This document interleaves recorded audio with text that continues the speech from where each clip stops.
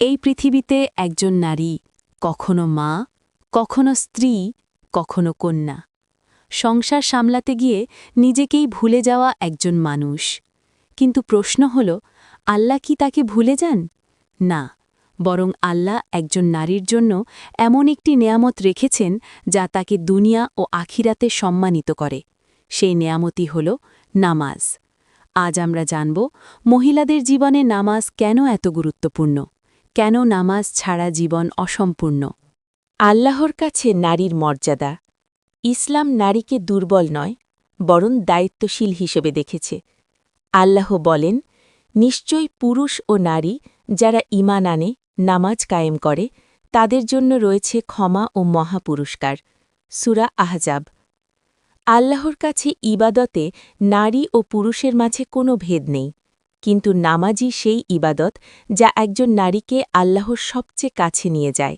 নামাজ নারীর আত্মিক শক্তি।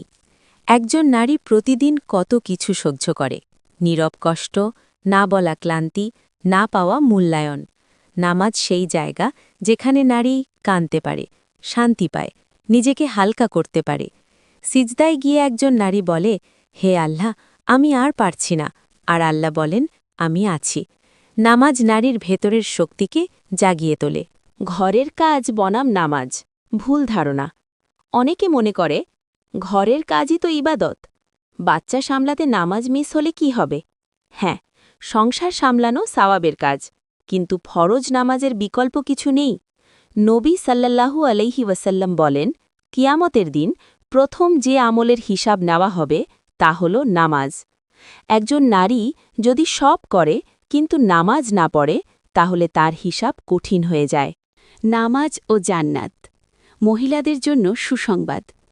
নবী সাল্লাল্লাহু আলাইহি ওয়াসাল্লাম বলেন, যেই নারী 5 ওয়াক্ত নামাজ আদায় করে, রোজা রাখে, স্বামীর হক আদায় করে, তাকে বলা হবে, যে দরজা দিয়ে ইচ্ছা জান্নাতে প্রবেশ করো। হাদিস। দেখুন, জান্নাত কত সহজ করে দেওয়া হয়েছে একজন নারীর জন্য, কিন্তু শর্ত একটাই, নামাজ। যারা নামাজ শুরু করতে চান তাদের জন্য বার্তা। আপনি যদি এখনও নিয়মিত না হন, হতাশ হবেন না। আজ থেকেই শুরু করুন। 1 ওয়াক্ত দিয়ে শুরু হোক, তারপর 2, তারপর 5। আল্লাহ বলেন, তোমরা আমার দিকে 1 কদম এলে আমি তোমাদের দিকে 10 কদম আসি। নামাজ কখনো নিখুঁত হতে হয় না, শুরু হওয়াটাই সবচেয়ে গুরুত্বপূর্ণ। হে বোন, আপনি শুধু একজন নারী নন, আপনি একজন ইবাদতকারী হতে পারেন।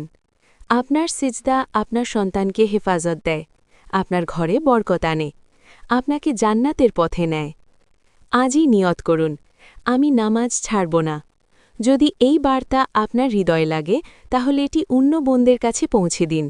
আল্লাহ আমাদের সবাইকে নামাজের হেফাজতকারী বানান। আমিন।